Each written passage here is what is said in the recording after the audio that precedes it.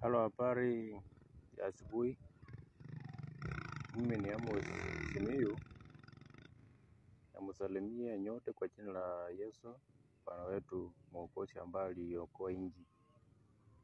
Aliokoa dhambi ambao tungeweza, sababu dhambi ilikuwa inahitaji kifo. Ukiwa na dhambi ilikuwa uawe, lakini yeye akajitolea kufa ili atuokoe. So kwa hakika tuna wakati ambao nilikuwa nimewekwa ndani kwa miaka 20 kwa makosa ambao sikufanya.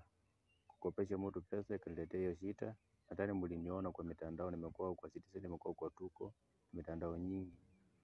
So naendelea kushauri watu ama vijana, watu wenzangu wote kwa ujumla. Jiepushe na kitu ambayo inaweza fanya uingie jela. Jela ni kitu mbaya sana, ni kama kifo. Kwa si mahali pazuri.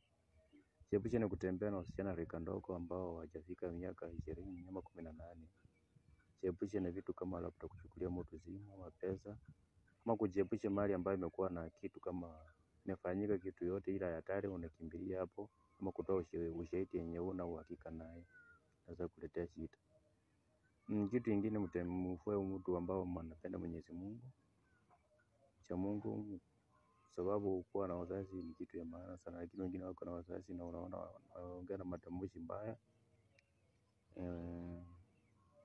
Ukipata shida ndio utajua kwamba familia ni kitu mzuri.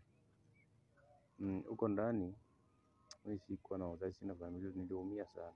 Teseka kimawazo, hata mpaka saa hii sijakuwa kwa njia mzuri. Nikajua kwamba kumbe familia ni kitu mzuri. So wazazi, msitupe watoto wenu. Kama tuna makosa ambao wamefanya, mrudiane, mwe pamoja. Na zaidi ya mno, sisi wote tuwe tunapendana, tuwe kabila moja. Wanasiasa wasifanye tukosane kwa jamii.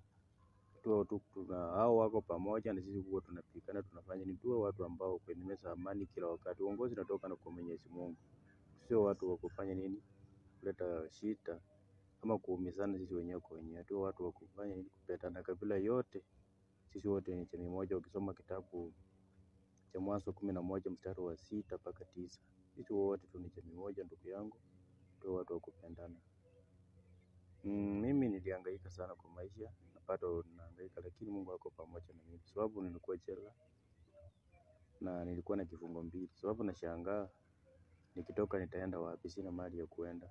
Bibi yenye nilikuwa naye na biashara yenye nilikuwa naye akauza, akaenda mahali alienda. Tulikuwa na mtoto mmoja mpaka saa hii. So nilikuwa na wasiwasi, na kwa hakika mimi hata sina familia. Na kama tuna mtu msichana mahali ya mtu mwenye anataka tukae na yeye na ako serious, ajitokeze. Mimi niko na miaka 34 sasa, sababu nazaliwa 1990 December 26. So bado nahitaji familia, sababu kukaa peke yako si kitu mzuri. Unakuwa na huzunika, unakuwa na upweke nyingi. So nampenda, tuendelee kushikilia neno la Mwenyezi Mungu na Mungu atakubariki. Asante, mbariki.